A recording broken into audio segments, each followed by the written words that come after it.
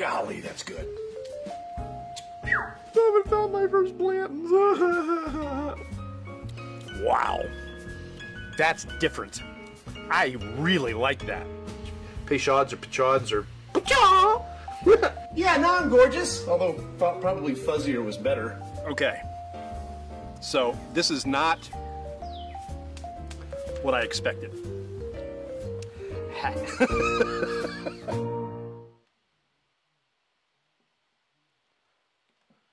Hello.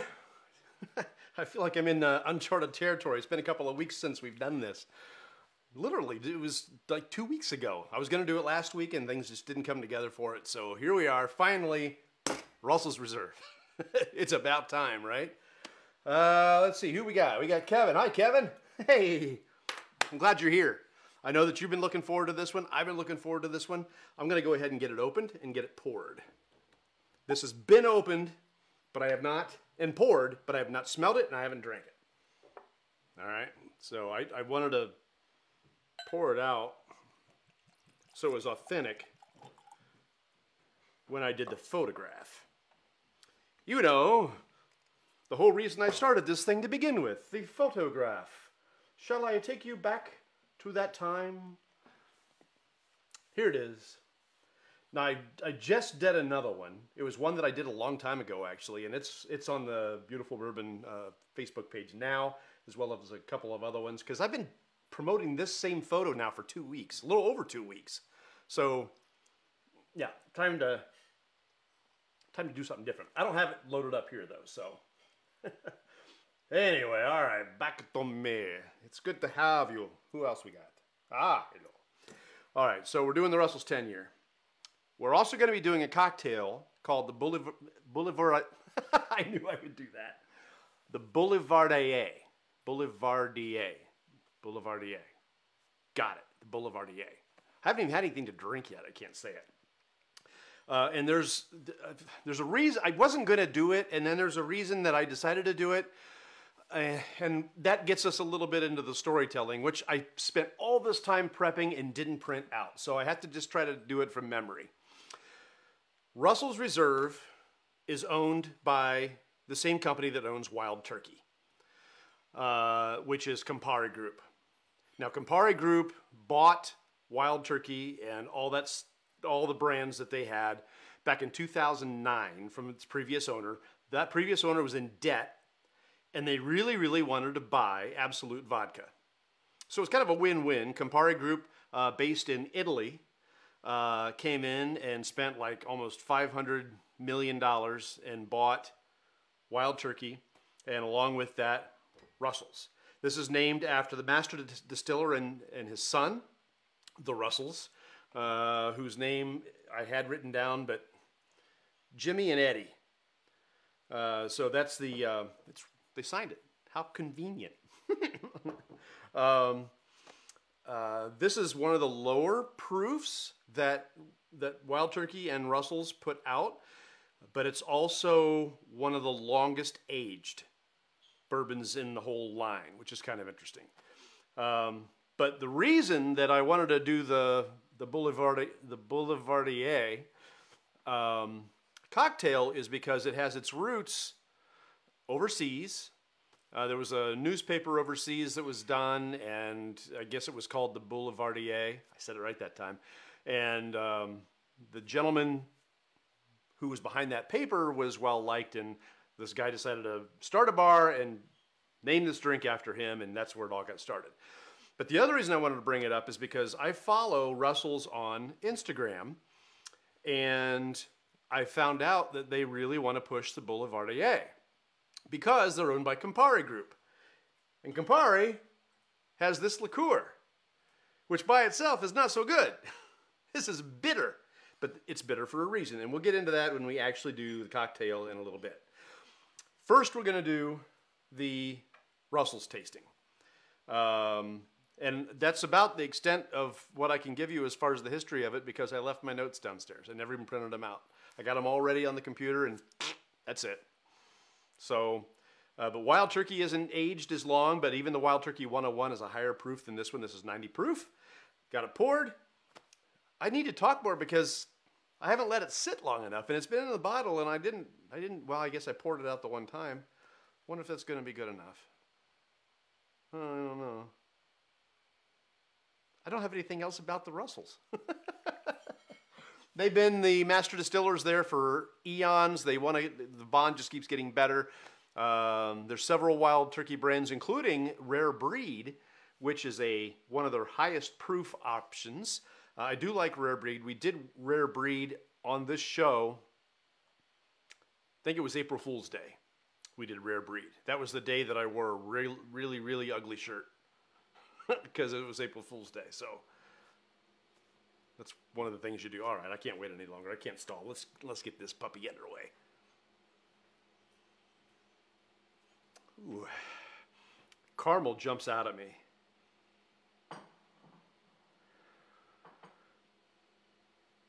So I learned a new trick for nosing, which I was kind of aware of, but I haven't done it, and I just didn't do it right now either, and I need to do it. And that is, when you nose, you do it with your mouth slightly open, your lips a little bit separated. You don't do it like that.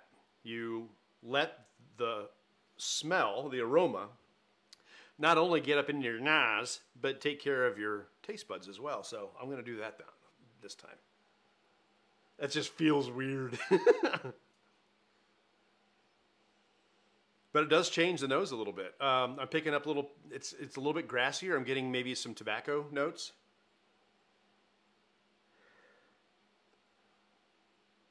The ethanol is more present. Getting some of the spice of the rye. I had the mash bill all written down too. It's like 73% corn, I think, and then it's got a higher rye content. Doesn't matter. It's all downstairs. I could seek it out, but you're not here to watch me Google something. So you can Google it. I'm going to drink.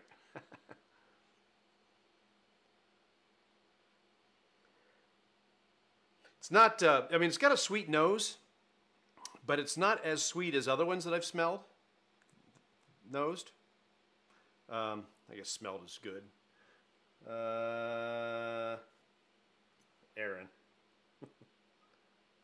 Yeah, okay. Aaron's saying bad words.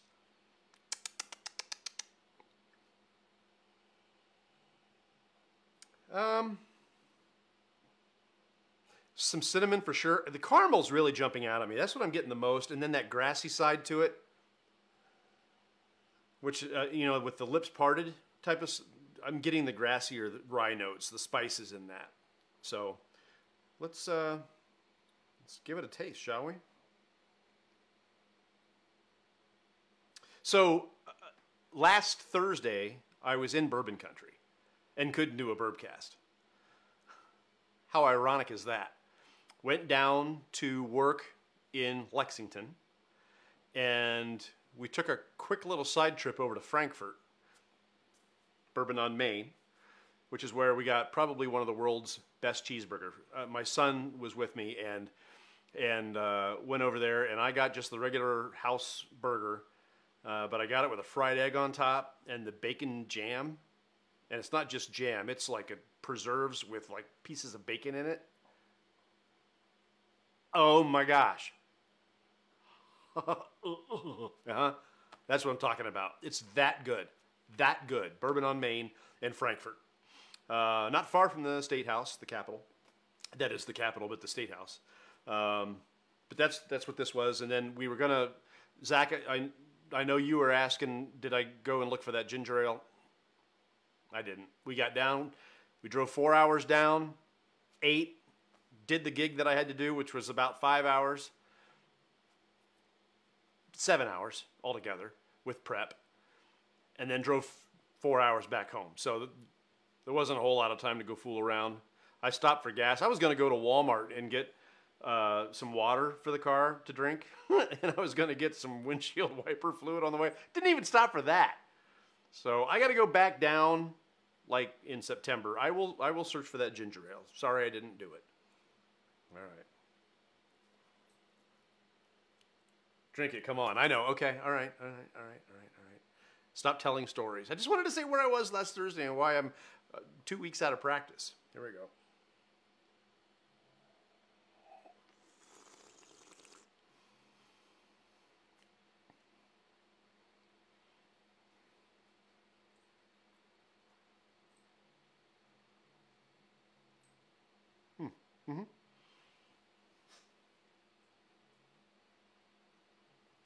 Some of those alcohol blooms, the burn, start in the center of the tongue and go out. This one coated the tongue and just stayed there.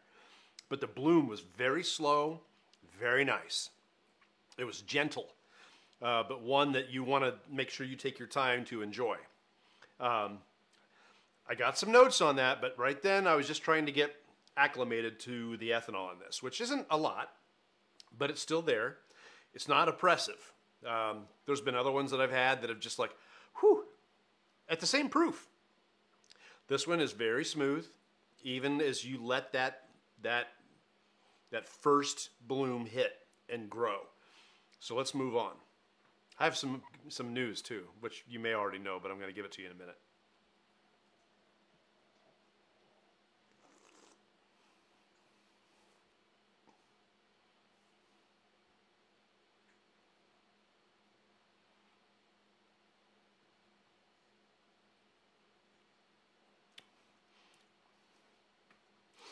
It's got a spiciness to it.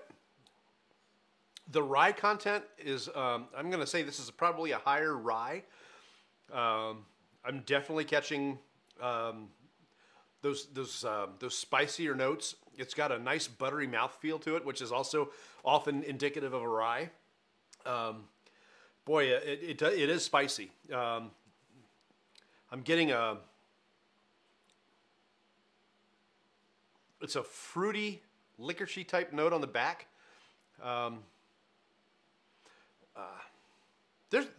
This is really tasty. I'm a little out of practice. I feel really embarrassed. So I'm going to do this again and see if I can really pull out some notes. Here we go.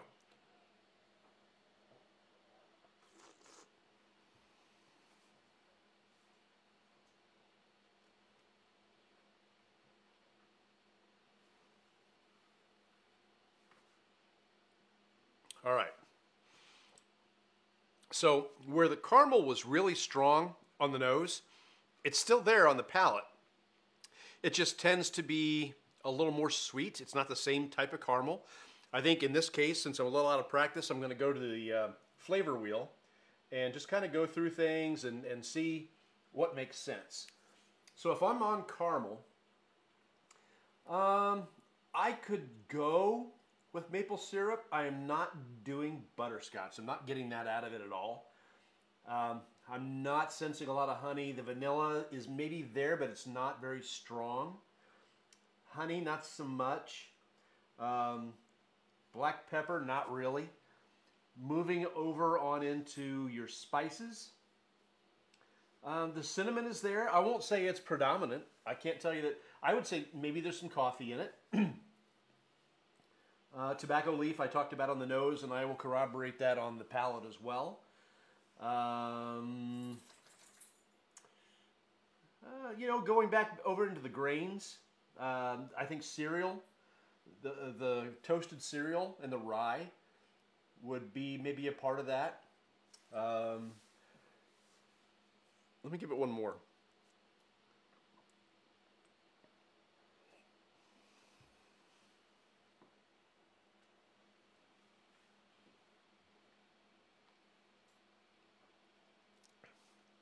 I wanted to go over into the nutty tastes, like pecan, almond. I could do a little almond or walnut.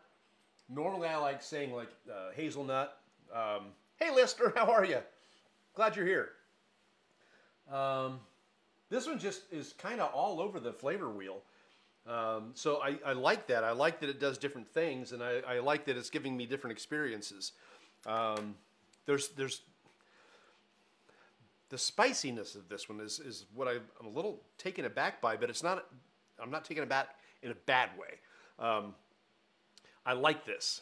I do like this, and I'm starting to get excited about the idea of putting it over water and just opening it up a little bit. So that's what we're going to do next, is add water. Now, I had been urged to get some of this. Okay, it's just a cap. Nothing special. This is old limestone mixing water. Now, the theory behind this water is that in Kentucky, it's the limestone water that's filtered by the limestone that makes Kentucky bourbon so unique. So the idea is that limestone water as a mixing water might herald some interesting results. They use the limestone to make it. They don't use limestone water to cut it. That's done with reverse osmosis filtered water, okay? So I'm going to do this. I'm going to actually try some first. Try some in the glass I'm going to make the Boulevardier in. Just because I'm curious about the actual flavor of it. I may not even be able to sense anything. I'm thirsty anyway.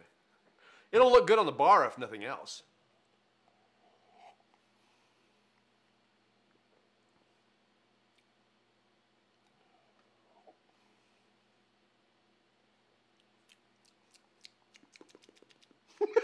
That's a nice clean water. I like it. We'll use it. Why not? Need to give myself a little more of the Russell's Reserve 10-year. Full disclosure, we do not have smell-o-vision yet. And that's good because I've got half a steak over there on the counter. I glommed down half a steak. I went out and grilled them real quick. They're delicious. They're New York strip, which is perfect with a bourbon. Hey, Zach, I was just talking about you. Got a new guy. Hi, Joe. Welcome. Glad you're here. Yeah, Zach, I was just talking about you. I was saying that we went down to Kentucky, and no, I did not find the ginger ale because we didn't stop. It was a 4-hour drive down, 7 hours or 9 hours or whatever. It was 2 o'clock to 9 o'clock. So 7 hours on site and 4 hours in the car back. Didn't even stop. Didn't stop. So no, I did not find your ginger ale. Okay, I'm going to empty out this dropper.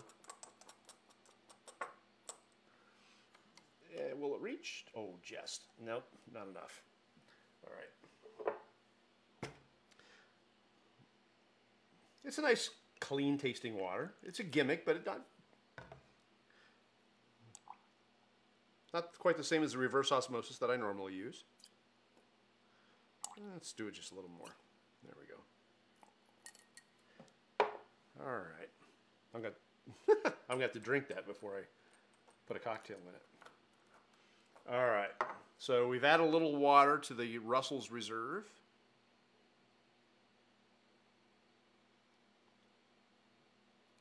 Give it a little spin. I'm taking it to spin class. They used to just call that an exercise bike. Now it's spin class.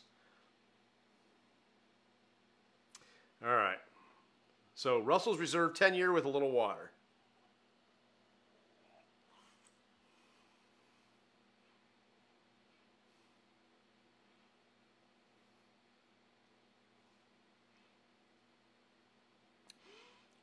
Took down the ethanol a little bit, sweetened it up a lot. The vanilla popped.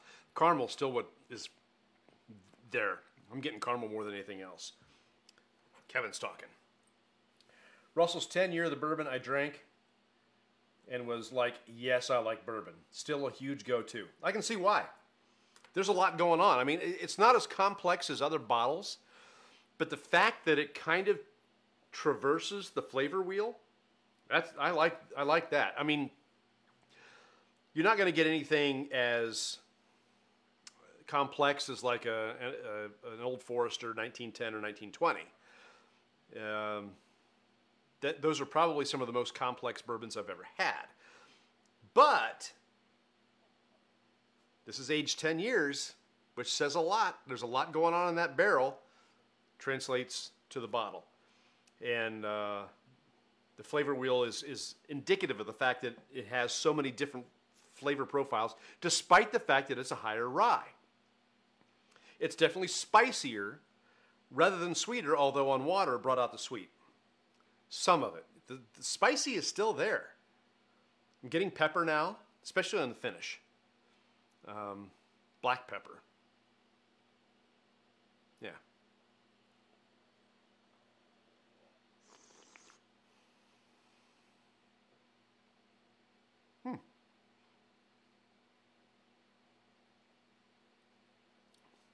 That brought out a little citrus.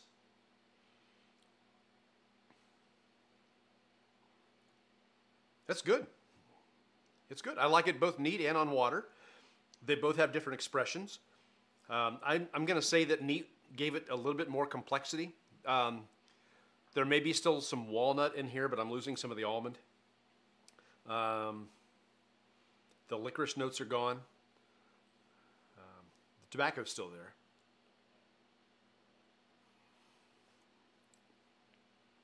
Yeah, buddy. All right. Well, I'm going to finish this up, and then we're going to move on to the ice ball, and then we'll move on to the mixed drink. Twist my arm.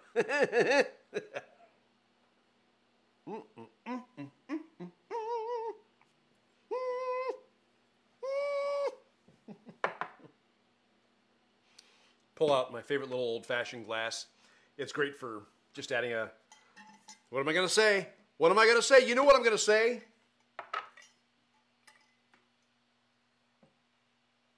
An elegant, clear ice sphere.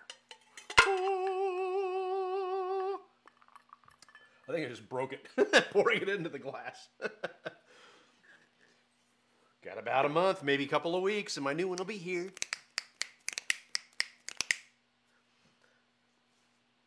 I'm settling down now.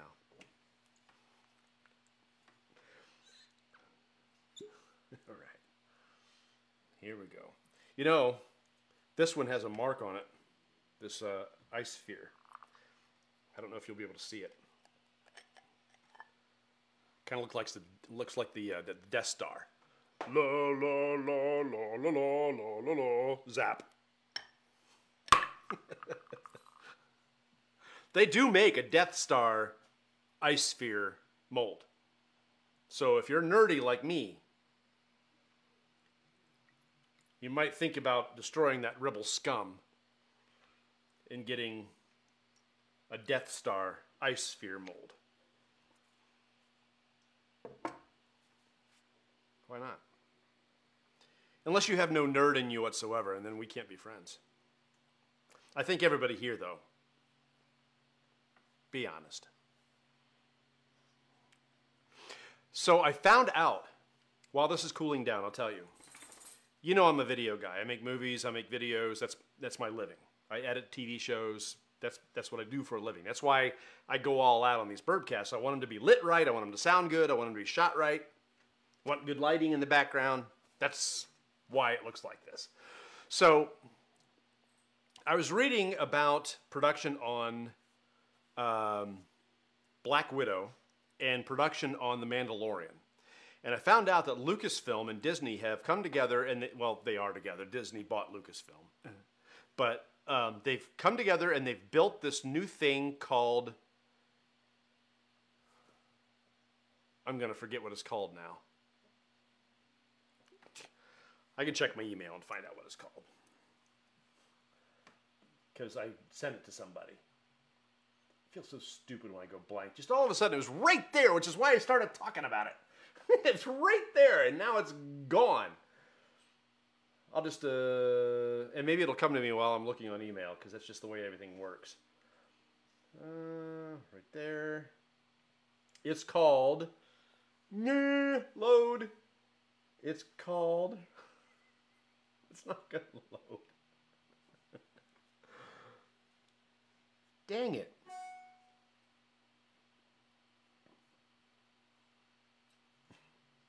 Is it up there? No. Crap. Anyway, it's this new technology that basically they use this one room, and it's a huge room. So don't get me wrong, it's a huge room. But where they used to use blue screen and green screen to do the composites, now they do it in this big room with LED screens. So they've sent out a crew to shoot these scenes, like in Tunisia, or in Death Valley, or Budapest, or wherever they want to go, right? And they've filmed these scenes in a bar, in a this, and a that, and The Mandalorian was big on this. But then they use a gaming engine to play the video on these LED screens, because the gaming engine is attached to something on the camera. So if the camera moves, the background moves, or the background stays, or whatever would be natural for the camera versus the subject versus the background.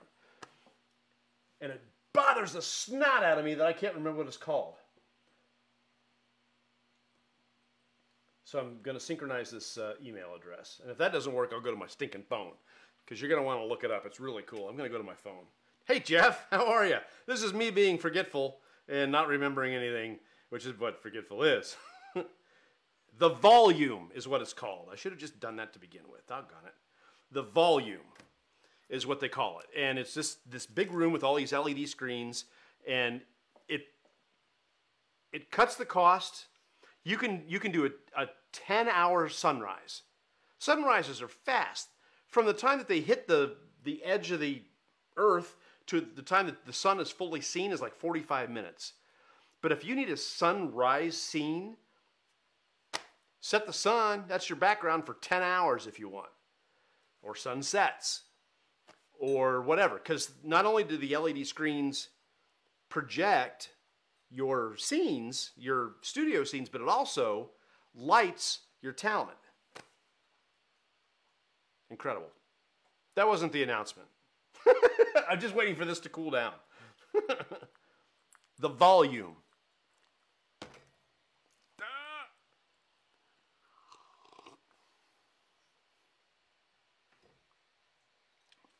Very buttery. That's that high rye. Now, cooling it down is going to mute a lot of the flavors, which is why I don't do it very often. And I kind of waited a little bit on this one because I was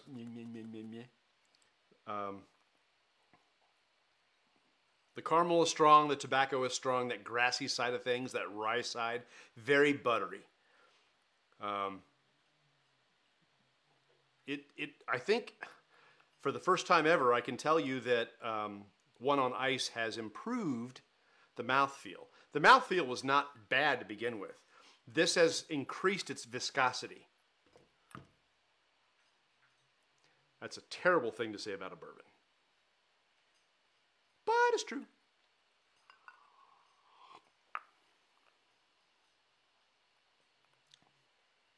That's actually quite tasty on ice.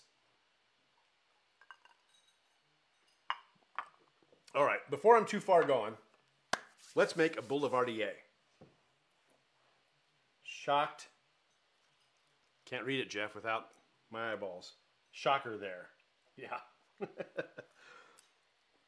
I don't know. There's part of me that likes the idea of the volume, where you could shoot anything you want to shoot, from desert to polar ice caps to Jungle Book, you know, whatever you want to do in one room.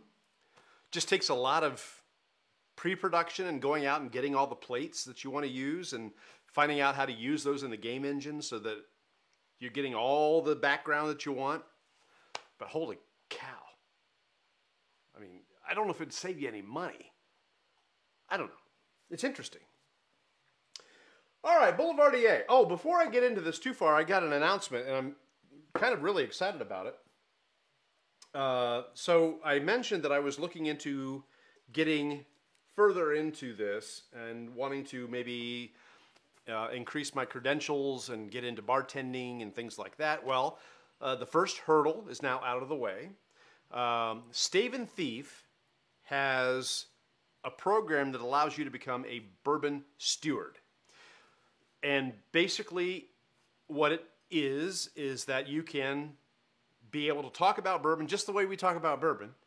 You know, drink it the way you like it. I give you 3 different expressions, and then we make a cocktail out of it. So if you don't like it one way, maybe you'll like it another way, or maybe you'll like it another way, or maybe you'll like it. That's what it's all about, is finding the good in all the bourbons. Yeah, there's a couple of them that I would pour, but for the most part, I'm finding things about the bourbons and the Tennessee whiskeys and the scotches that I like, and that is part of being a bourbon steward, is being able to explain where the bourbons come from, what the mash bills are, if it's a wheat, if it's a rye, If it's corn, like mellow corn, Kevin, mellow corn. Talking to people about it, encouraging them to try different things, finding out what the palate is. That's what being a bourbon steward is all about. The next step is to become an executive bourbon steward.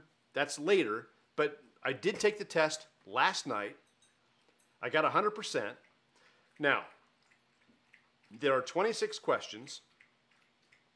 25 of them are normal test questions. Multiple choice, good to go. Some of them are a little challenging. Some of them are not, but some of them are. What's the right answer? But the last question was one that actually had to be graded by somebody. And that was me coming up with a bourbon flight.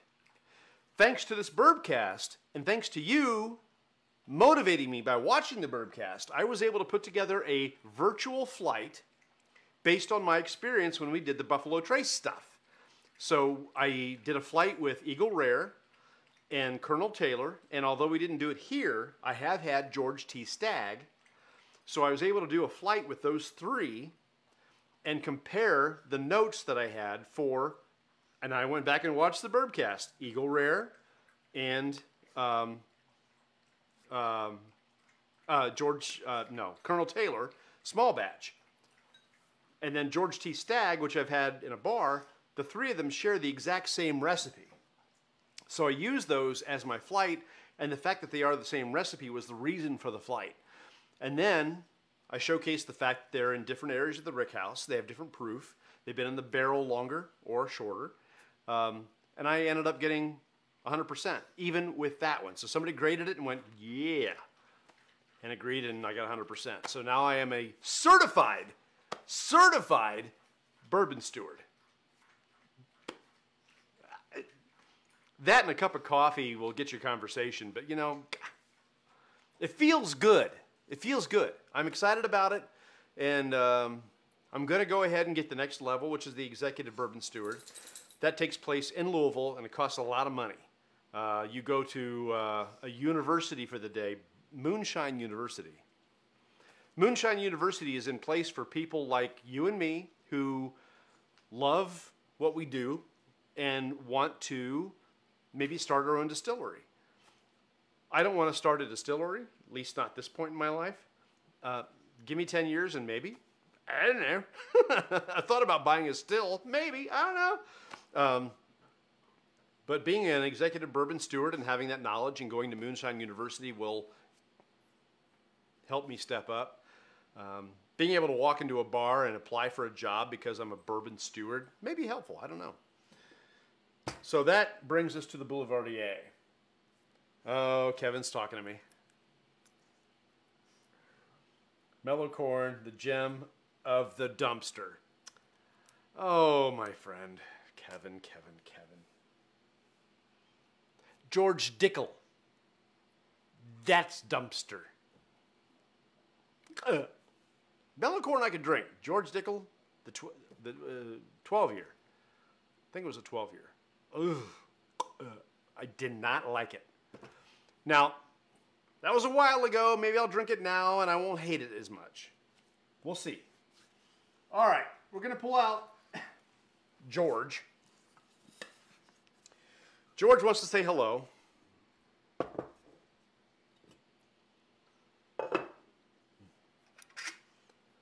George. You know what? We're just going to... So when you stir up drinks, you want a lot of ice in that glass. So I put a lot of ice in here. And I'm spilling a lot of ice all over the floor, which the dogs are very happy about. You can't have that one. And you can't, maybe you can have that one because I can't pick it up. Okay, I got it. Fortunately, I just cleaned the floors. We're talking bleach and everything. I got white tile down, white ceramic tile. So bleach, that's my friend. All right. I know there's another ice cube down there somewhere. Here, you can have this one. Have that one. My dogs love ice cubes. All right, so thank you, George. Bow. Whoop.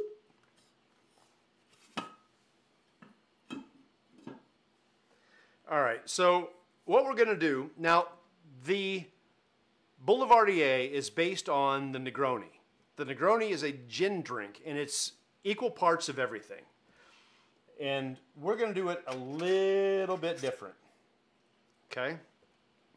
The Boulevardier really likes to accentuate the whiskey that goes into it. And I've seen this made with probably a half a dozen different whiskeys. Even though the Boulevardier is something that Wild Turkey and Russell's and the Campari group are pushing, I've seen this made with so many different whiskeys, and they do it for different reasons. They'll choose a higher proof and go equal, equal, equal. They'll go higher proof and go equal, equal, higher for the bourbon content. So this is one of those drinks that you get to decide how you want to make it. So you can make it in the glass. I watched one video that the guy made it in the glass. And that's fine if that's what you want to do. I'm going to do it this way because I have a mixing glass and I haven't used it yet. So what we're going to do is we're going to start off with the vermouth, okay? And we're just going to do one part, there we go, of vermouth. I'm going to need my glasses on. I can't even see this. It's like one big stinking stupid blur. I have Colonel Taylor's single barrel and Elmer T. Lee coming in tomorrow. Dude, if you got more than one Elmer, I'm your boy. That's one I haven't been able to find yet. All right, let's get rid of that. Okay. So, have me up. Let me taste the Elmer, will you? Invite me over, please. All right, so here's the vermouth.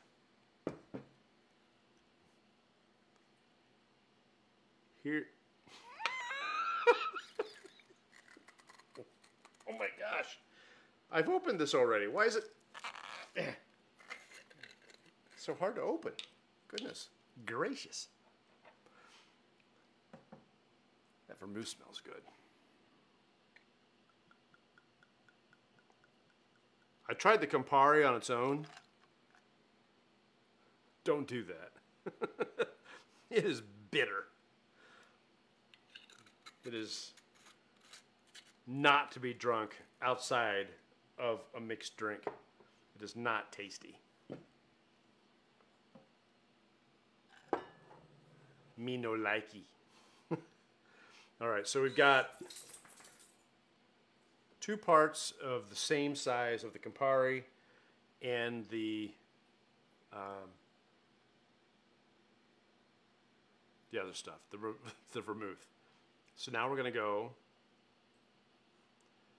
about double that with the Russells. All right. Now I've been studying about how to stir properly. And I don't think I'm going to get this right, but we're going to try. Oh, hey, that's kind of cool. It's not perfect, but it's good. So the idea is that you want to stir it, just in case that's noisy. You want to stir it to the point that you get maybe a little bit of a frost, a cooling on the side of the mixing glass.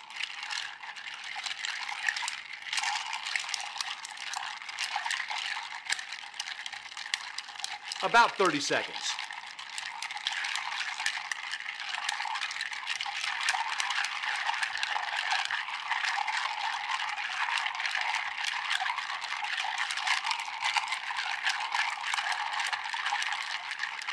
Mixing glass is not quite cold yet. We're going to keep going. We're close.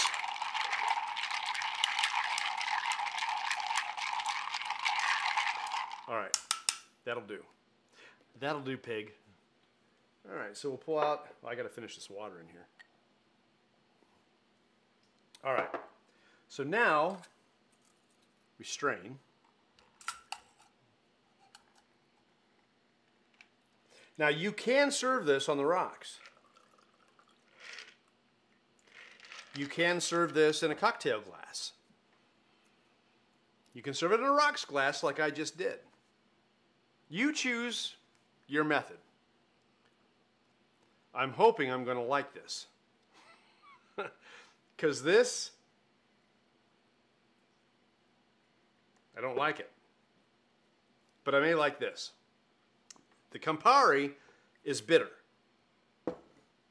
The vermouth is sweet. So maybe they will cancel each other. We'll see. Now you can serve this over ice on rocks, or you can serve this over an ice sphere, like I have still sitting here. Let's try it as it is.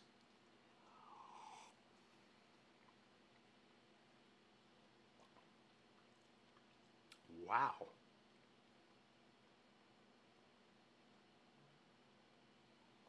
That does a lot. Huh. The sweetness of the vermouth hits you first. The bitterness of the Campari hits you last. So there's a movement in where it hits on your tongue and how it affects you. That's really cool.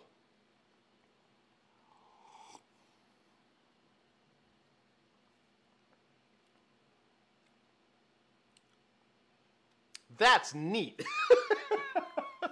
That's really tasty. I like that. It won't be for everybody. That bitter back end is not going to be something that everybody enjoys. I wouldn't change the recipe much. Again, the Negroni is equal parts of everything. Most of the stuff I saw about the Boulevardier says you can go equal everything, but that it's probably better to go higher on the bourbon side, so that's what I did.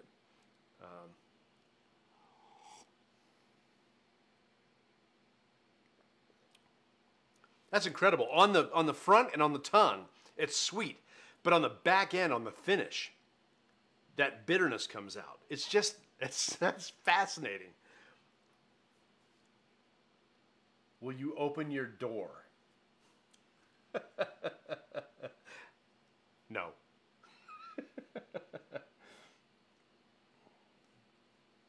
So anyway, I'm just responding to Facebook stuff. I was threatened by a friend who said he was going to come over and ring the bell in the middle of the Bourbcast to interrupt me because he thought it was funny. No. All right, so I would tell you, if you get the opportunity to try the Boulevardier, to do it. It's actually quite tasty. That back end bitterness may turn some people off, but I like it. I'm a coffee drinker, so bitterness is something that I embrace. It's part of my morning routine. This is a drink that I could go to anytime and embrace it because it's got the sweet, it's got the bitter. It could maybe go with a higher proof bourbon. Being 90 proof, I'm not getting a lot of the Russells in this drink. One of them that I watched used the 100 proof Bottled and Bond Evan Williams, which I love. I can see using a higher proof bourbon just to cut through the vermouth and the Campari. But really, together they're good. I don't get the bourbon out of it, though. I'm getting the sweetness of the vermouth and the bitterness of the Campari. All right, okay, you've talked me into it. Let's see what happens, shall we?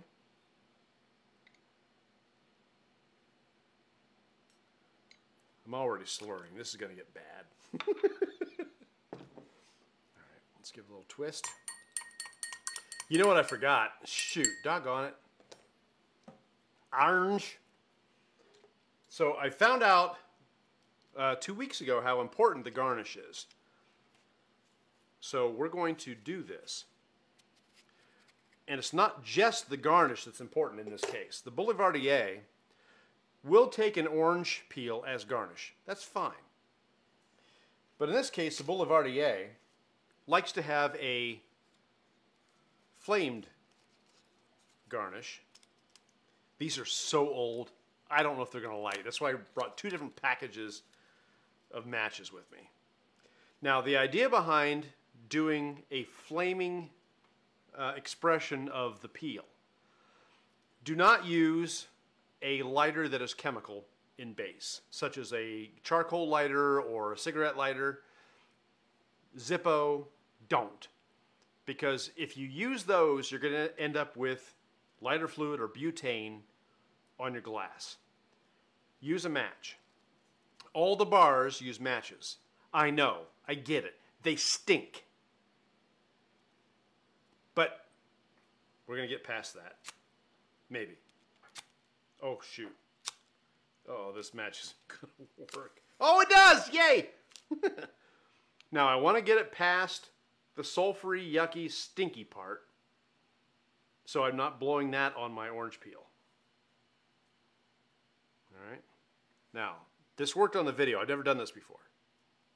Did you see that flare? Neat.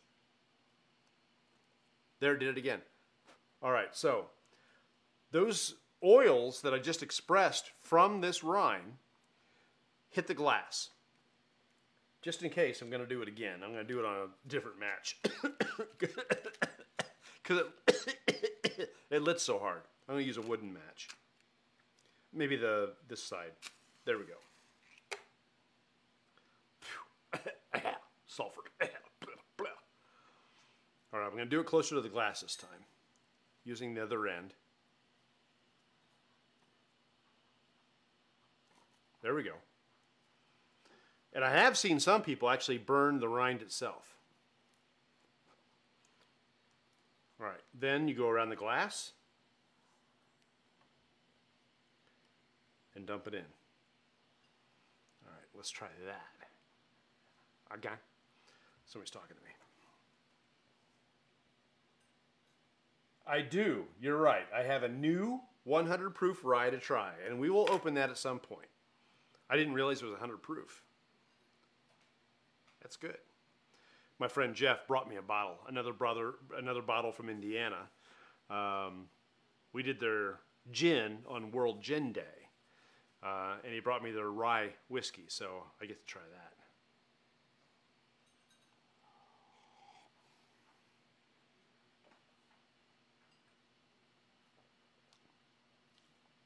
That makes all the difference in the world.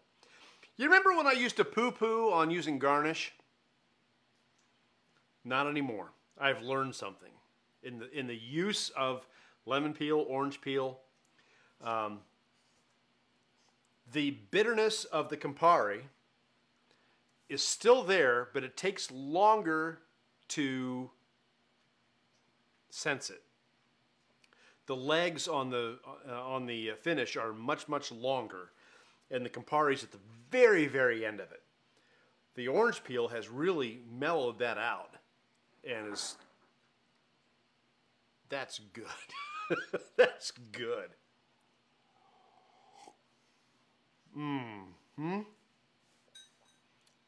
That's good. Me likey. So, okay. We've gone through the Russell's Reserve 10-year. We did it neat. We did it on water. We did it on an ice sphere. Wait.